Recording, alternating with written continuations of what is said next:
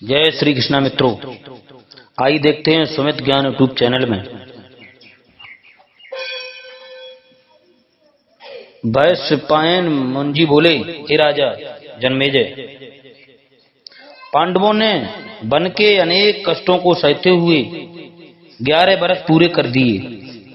वहां एक दिन पांचों भाई द्रौपदी सहित अपने दुखों पर विचार कर ही रहे थे कि अचानक वेद व्यास जी आ पहुंचे। उन्हें देखते ही सबने उनका यथोचित आदर सत्कार किया, किंतु अपने पौत्रों की दीन दशा देखकर वेद व्यास जी की आंखों में आंसू भर आए और वे कहने लगे, हे युधिष्ठिर, बिना कष्ट उठाए किसी को मीठा फल नहीं मिलता। तुम लोगों ने अब तक अनेक कष्ट सहे हैं, अतएव तुम लोगों का कष्ट शीघ्र ही दूर होने वाला है। यह सुनकर युधिष्ठिर ने पूछा, महामुने कृपया बताएं, तपस्या और दान में कौन अधिक बढ़कर है? व्यास जी ने उत्तर दिया, हे धर्मराज, तपस्या से अधिक उत्तम दान है। धन बहुत परिश्रम से संग्रह किया जाता है, इसलिए संग्रह करने वाले को वह बड़ा प्रिय होता है। इस धन को त्यागने में मनुष्य को बड़ा मोह होता है, अतएव दान सबसे ज्यादा कठिन है। सत्पात्र को दिया जाने वाला दान मनुष्य को अच्छे लोग प्राप्त करता है।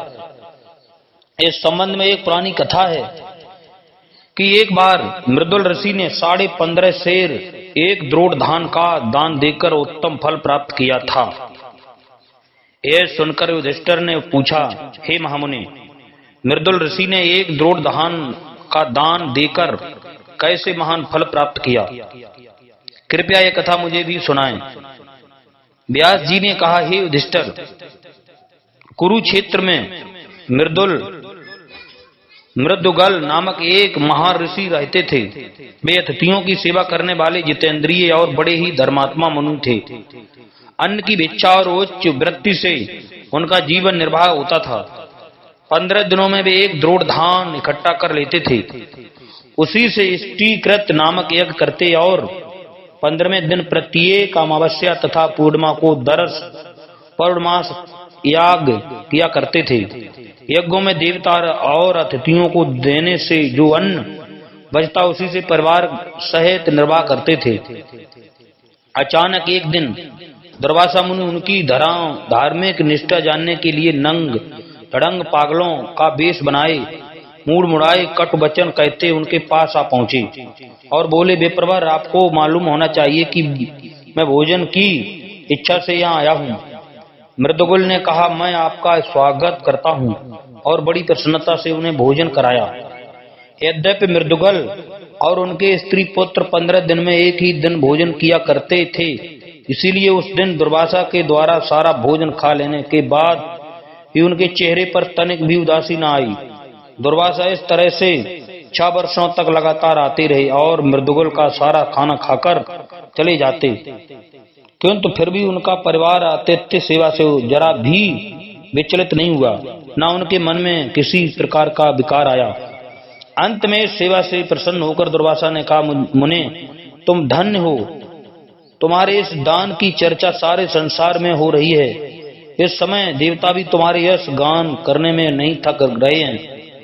उन दोनों में इसी प्रकार की बातें हो ही रही थी कि उसी समय विमान लेकर एक देवदूत आया और कहने लगा, हे मुनिवर, आपको मैं स्वर्ग ले जाने के लिए आया हूँ। मृदुगल ने यह देखकर उससे पूछा, हे दूत, स्वर्ग में क्या गुण हैं और क्या दोष? मैं इन सब बातों को समझ लेने के बाद ही स्वर्ग जाने के लिए विचार कर सकूंगा। दूत ने समझाया, हे मुनिवर, आप परम बुद्धिमान हैं, आपके सामने मैं उसके गुण और दोष का वर्णन कर रहा हूँ। स्वर्ग लोक देवताओं के लिए है, वहां जन्म मरण शोक चिंता भय आदि का कोई नाम भी नहीं जानता। वहां के लोग सदैव युवा और निरोग रहते हैं। अपने पुण्यों से मनुष्य विमानों में ज्योतिर्मय होकर चमकता है। अपनी इच्छा अनुसार वह हर जगह विचरण कर सकता है। वहां पर सुमेरु पर्वत है, जिसकी ऊंचाई 33,000 योजन है। उसी पर देवताओं के अनेक रमणीक उत्थान हैं। देवता गण वहीं विचरण किया करते हैं। वहां पर सब जगह आनंद ही आनंद है, शोक और दुख तो कोई जानता ही नहीं।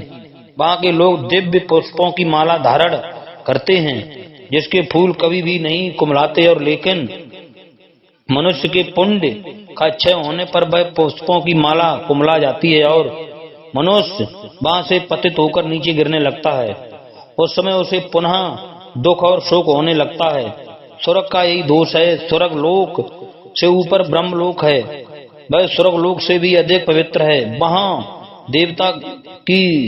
देवता की पहुंच भी कठिनाई से होती है।